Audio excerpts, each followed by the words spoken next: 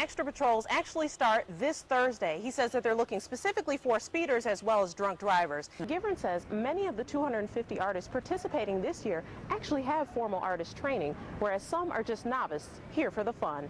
In Wausau, Margot Spann, News Channel 7.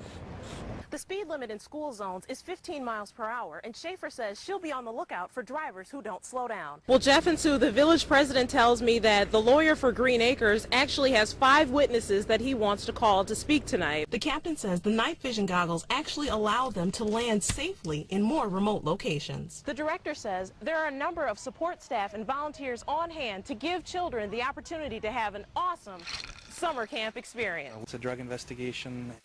The special agent in charge says it took nearly 50 officers from 5 agencies to handle the raids. They executed a search warrant on Lincoln Avenue in Wausau, on Northwestern Avenue in Weston, and at a home and barn in the town of Texas, northeast of Wausau.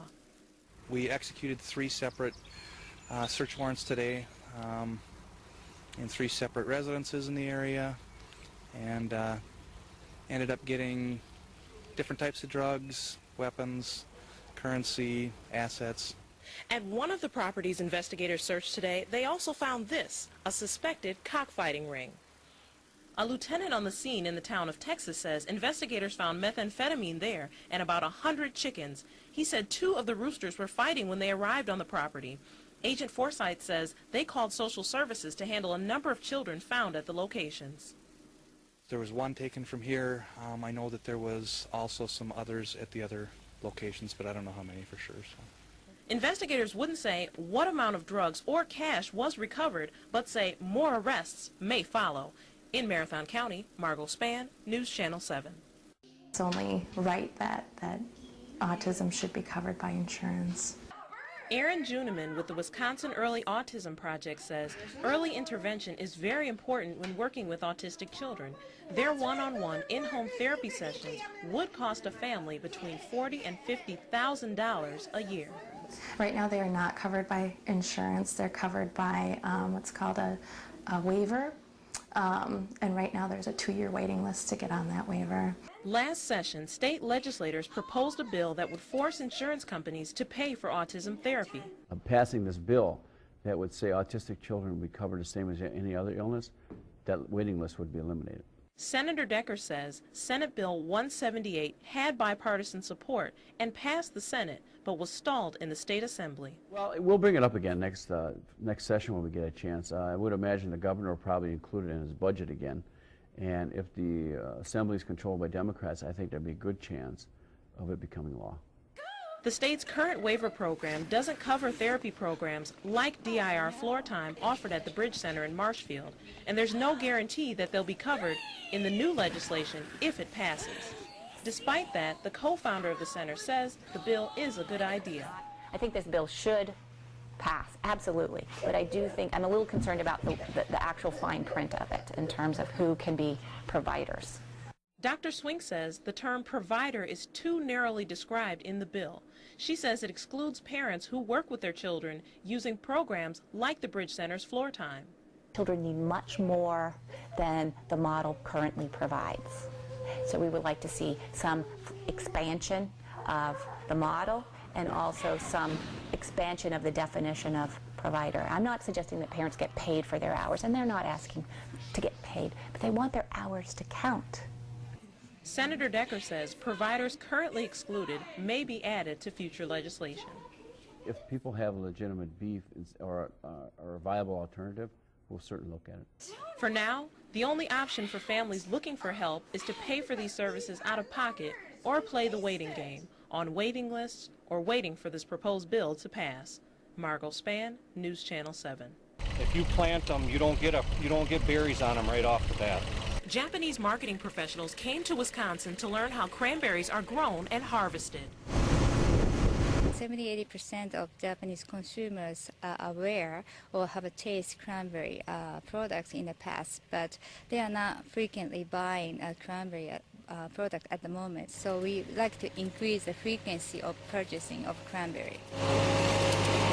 A Amano says their company was hired by the Cranberry Marketing Committee to increase exports to Japan by teaching consumers about cranberries. She says Japanese consumers eat a lot of fresh fruit and are very interested in anti-aging products, and cranberries fit the bill. Anti-aging is booming in Japan, so cranberry contains a lot of good health benefits. More than 200 Japanese products already contain cranberries, and Wisconsin cranberry growers see this as an opportunity to bring more to that country and bring more jobs to Wisconsin. I think as we're able to grow the market, we'll hope to see grower returns improve, and a lot of that money gets reinvested back in the communities here and in the marshes here in Wisconsin. In Wisconsin Rapids, Margot Spann, News Channel 7. Being on this team, you have to be prepared for anything. You've got to be able to adapt and overcome to whatever goes in front of you. Adapting is something Detective Sean McCarthy has done for 14 years as a member of the Marathon County SWAT team. During his years on the team, he has experienced some unforgettable situations, executing search warrants, negotiating with a suicidal person, or helping catch fugitives. Two come to mind right away. Unfortunately, they're tragic incidents. Both involve shooting, either on the part of the actor or by the team. Those will clearly stick with me for the rest of my career. Detective McCarthy says, unlike the SWAT teams on TV, Marathon County members rarely fire their guns. Unfortunately, there have been some shooting incidents, and obviously I don't think you're going to get any more stress than that. With 14 years on the job, he still remembers the one and only time he has ever fired his weapon. Being relatively new on the department, that would cover the gamut of emotions. Detective McCarthy doesn't like to talk about the incident, but he says he received a great deal of support from his fellow team members.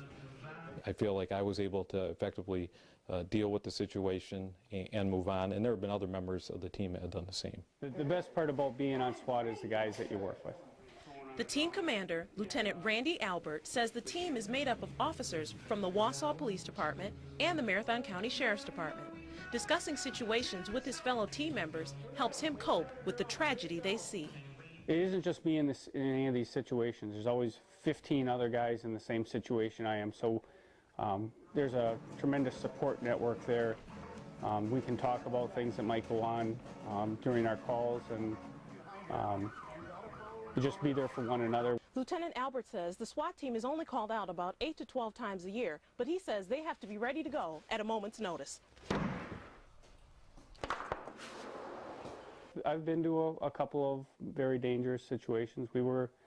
As a team, we were up at the shooting in Niagara, where we did have an active shooter in the woods that was responsible for killing 3 people already. And that's somewhat stressful when something like that happens. Lieutenant Albert says team members connect and learn to trust each other through training exercises. Detective McCarthy says team members also have to develop trust with dispatchers and others assisting them in the field. There's a lot of communication behind the scenes with our command staff and with that of the crisis negotiation team leaders as far as what's going on. So once we get the information, we feel it has enough merit that we're going to act on that and trust it. The 16 members of the SWAT team all have a role to play, and Detective McCarthy doesn't want any accolades for doing his job. We're not a bunch of the Arnold Schwarzenegger types that are going to come in and start with blazing guns and crash down the door. We're all just members of the community. We're just trying to do a job. They may have a few seconds to make a decision that could change someone's life. So for the SWAT team, the 17th member is trust. With this special News Channel 7 report, I'm Margot Spann.